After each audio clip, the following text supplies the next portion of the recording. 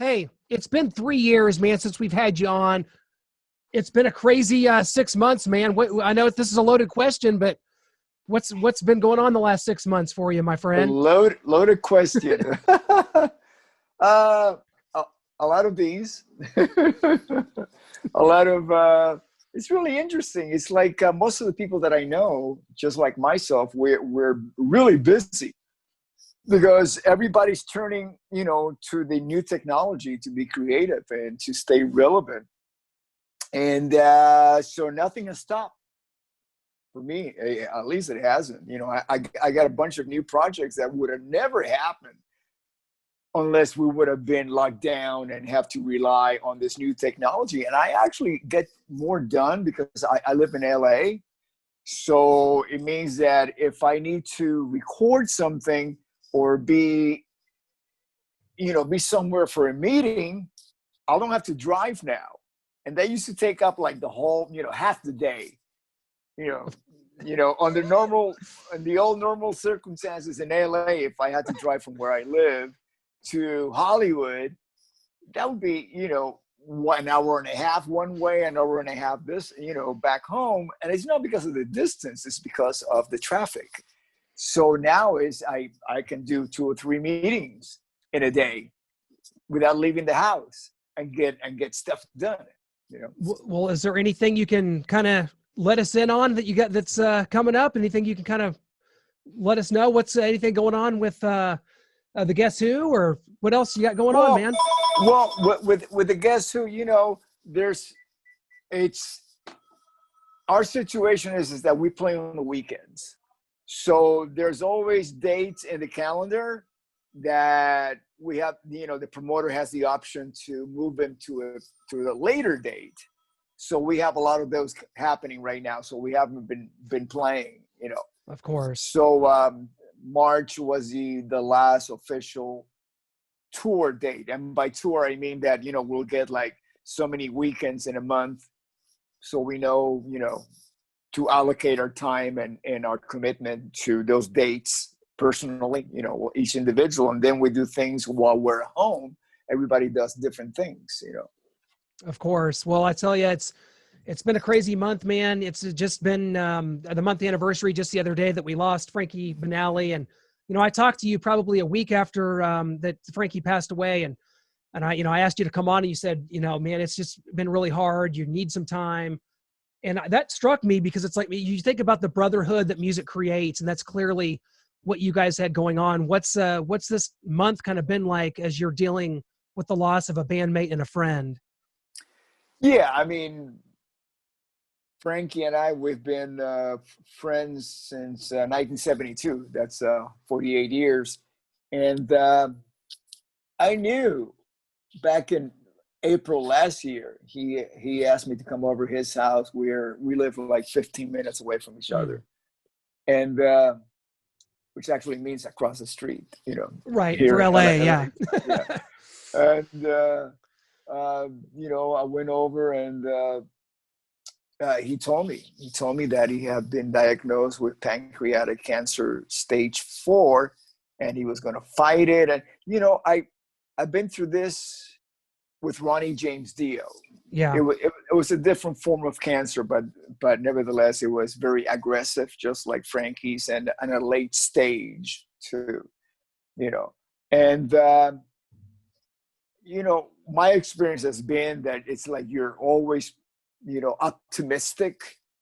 You always keep it, positive, and then you have like this moments of like, wow, I think he's gonna beat it. He's going into remission or final stages of the medication, and then things just like, they start going back.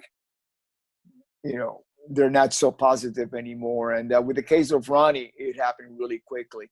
He passed away 6 months after he was diagnosed, to the day. And with Frankie, he fought an incredible, fight. Not that Ronnie did not, but Frankie had extended it, which meant that he lived longer with pain. And I got to see him the day before he passed away and the day he passed away. Wow. And I hadn't seen him because of COVID. You could not Mhm. go and get together with people, and especially somebody who's got cancer. So his last visit to the hospital, his last stay at the hospital for a few weeks, he had some mini strokes, and he was having difficulty speaking. So Wednesday, before he passed away, his wife asked me to get on Facebook, FaceTime him. And but he wasn't quite responding and being able to get the words out. So she said, why don't you just come over? And I came over, wore a mask. And it was just Regina and Ashley, Frankie's daughter, and a nurse in the room. And I was, was talking with him, communicating and holding his hand and trying, he was a morphine by that time, and so I left. And then that evening, there's a text that I did not read because I went to sleep early. And Regina, his wife, had sent me a text saying that Frankie had been rushed to the hospital that evening. And so when I got up in the morning, I saw the text and responded to Regina, and she says, listen, he might not make it through the night, which is Thursday, the following day. And she says, I'm going to try to arrange for you to come over to the hospital.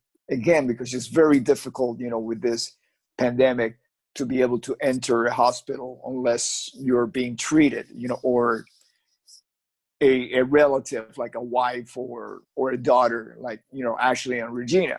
So she was able to make that happen. And so I was there. I got there around noon, and about an hour later, they gave him the final drip. They got him off the life support and turned off the machines, and I left around 4:30, and I was holding his hand, and his hand, he was warm. He was really fighting it. He was not, because around noon, around 12:30, when they administered the last drip, the doctors told Regina, it's just going to be a matter of a couple of hours, But no, he kept hanging on. And I thought he was going to make it through the night. And then I left around 5:00. And then later on that evening, I got a message from Regina, text that Frankie had passed. Yeah. And yeah, so, it was tough on everybody, I mean, but what a warrior, what a fighter, But then again, Frankie's always been like that through everything, whether it's in a band, his music, he was never lax about life. He had a huge passion for life, Thanks for sharing that, Rudy. That really that means a lot. When that happens, you lose, Randy Rhoads in 82, you lose Kevin DeBro in 07. When that happens, I mean, you've been around the music business for so long, you've lost so many friends and so many people. Does it make you reflect kind of on the good times? What is it? Is it become harder with age? What's kind of the emotions? Well, I mean, after that, when we lost Randy, I really didn't have a perspective that I have now on what does it mean and what the responsibility of those left behind is, and that is to honor the memory of those that passed on. Definitely, that's our responsibility.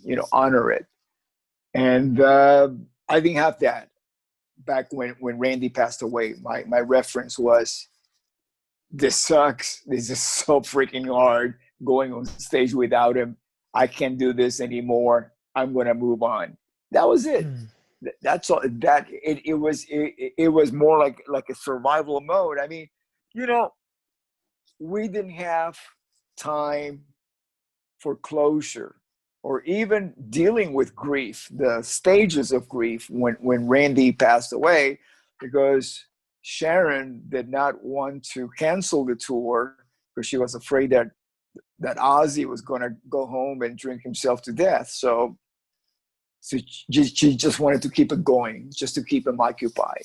Sure. So, you know, we were going to services. We had 10 days to get back on the road. So we were auditioning guitar players and going to services on the same day. You know, we in order to deal with it, you just become, you know, you're desensitized from reality. You know, it was a matter of survival, emotional survival. How you going to deal with this, you know? And I didn't have the right tools. I did not understand anything. All I knew is the joy of playing has been gone. It's gone from my life. And I must move on to something else. I didn't know what it was. And then I found, you know, that emotional comfort in, you know, playing with Frankie and Kevin and Carlos and Quiet Riot. And I say Carlos because, you know, I knew Frankie since '72, and we're talking 1982 here. Mm-hmm. So 10 years of playing and, you know, being, you know, best friends with Frankie. So that was comforting to be in his company. And Kevin, I have been playing with him, you know, not only in Quiet Riot, but in Dubrow up until I joined Ozzy. And I was living with him right up until I joined Ozzy. So there was definitely a familiar comfort to making music with my friends, you know, my old friends, away Sure. from a very sad situation that we faced every single day, you know, on tour with Ozzy. You know, I mean, nobody from that camp, from the Ozzy camp, has really recovered. I haven't. You know, I just learned how to deal with it. You know. Well, you've been around and you've done so much, Rudy. You're one of the, you know, great bass players in rock history. You have a big milestone birthday yourself coming up The here. milestone. We don't like to talk about specific ages or anything typically here, but for I you, don't care. when you, okay, well, we'll just say it. The big 7-0 is coming up in November, Yeah, right? and what does what does it mean? Because I really don't know. It just means that I've been on this rock traveling around the sun for 70 years. Right. That's what it really means to me. Anything else, I have no. I mean, it's just me. It's still me. Well, does it, when you think about that, when you look back on it, you know, coming to LA, I guess in the 70s and kind of helping create a scene that was long lasting. I mean, when you look back on that, I mean, we're talking about almost 50 years, you know, in the music industry and all the things you've done. When you hit those landmarks, do you kind of reflect on that? And what do you think back on when you think about 70 years on Earth, man? Yeah, it's interesting because, you know, I look at every day and I feel like I'm auditioning every single day. I'm auditioning. You know, I mean, it's you have to prove yourself every single day. You know, I had to prove it to myself, and because, you know, my opinion, it's really, it doesn't, you know, it's nice to have people say nice things about you and all of that, but we know the truth. You know, well, yeah. you know what I mean? It's like, you know, I mean, if you can be fooled by yourself, then you're in trouble. I'm very honest with myself, and I know exactly where I stand in certain things.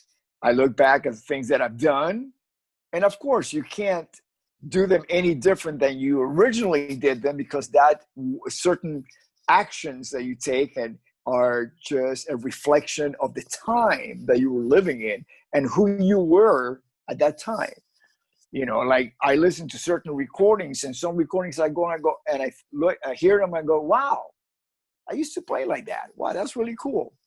Because I don't now, but I used to then. Then there's things that I listen to and I go, wow, I wish I could have recorded that now because I would do it different. But but then I understand, no, it's impossible because it's like taking a photo. It's like if you take your high school yearbook photo and you want to take it again because, 50 years later, because you don't like the way you look. No, it doesn't work. It's a picture. It's a stamp with a place and a time, and all you can do is learn from it. If you don't like what happened, then we'll make sure that you do something about it, not to look the way you did or sound the way you did or whatever. And if you do like something from the past, revisit it because it's still you who did that. Certainly, that is really well said. And you've been a part of so many wonderful things. Are you cool? And maybe this is the wrong way to ask it. Do you think it's appropriate that Quiet Riot kind of continue without Frankie? They're going to be here in my neck of the woods in Kansas City in a couple weeks, and I have to be honest, I'm going through some kind of personal kind of anguish over it. I mean, I've seen the band in so many incarnations, with you, with Carlos, without you and Carlos. I've seen it all. But what do you think that it's okay this is happening? I mean, I hope that nobody's expecting, band members to actually approve of certain things because it's up to the individual. Sure. But for me personally, it's a celebration. I mean, yeah. Listen, we all work very hard to make that band a success. I mean, and when I say work hard, I mean, have faith during the toughest time when you have everybody in the industry, even with Mental Health record in the can, that nobody wanted to be a part of it in the business. Nobody believed, no managers believe in the band. I mean, as a matter of fact, we had to talk the original Quiet Riot, Randy Rhoads era manager to come out of retirement and manage the band, because he, according to the industry, our type of music was dinosaur music. There was no market for it, So, we face a lot of obstacles. So it's really a celebration of accomplishing, of tenacity, total tenacity. That's what Quiet Riot was all about, was really tenacious.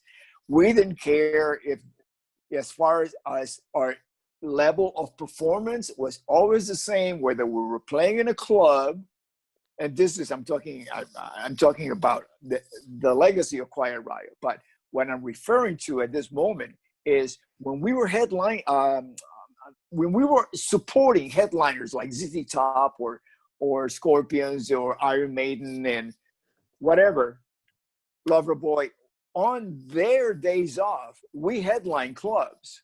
And it didn't matter how many people were in the club versus how many people were in the arena. We always put on the same show. Yeah. And I got photos to prove it. Even going back to the Randy Rhoads days, I can show you photos. I mean, every single photo tells the same story. You have Randy being Randy in Quiet Riot, and you take that photo and you put it right next to Randy with Ozzy, like a year and a half later. It's the same guy. It's not like all of a sudden Randy is with Ozzy playing in an arena and he's more Randy than he was in Quiet Riot. Musical direction, that is something very different, because by the time that Randy joined Ozzy, he was able to bring in his classical music influence and knowledge into his compositions, which was not the strategy with Quiet Riot. Quiet Riot was always more of a glam, glitter rock pop band, because that's what was happening on the Sunset Strip in 1977, 78, Yeah, it absolutely was. And, Rudy, it's the legacy speaks for itself. Everything you've done speaks for itself. We can't wait to see what you've got coming up on the horizon. Want to encourage everyone to give you a follow on Twitter at Rudy Sarzo. Simple enough, right? If I don't talk to you, man, happy early birthday. I know we're a couple of months out, but you're always been an inspiration for me. Huge fan of everything you've done. And let's not wait 3 years to do this again, my friend. It's been too long. Yep. Yeah, I'm looking forward to it. Thank you so much, Clint. Rudy, it's always a pleasure, my friend. Thank you. Talk soon. God bless you.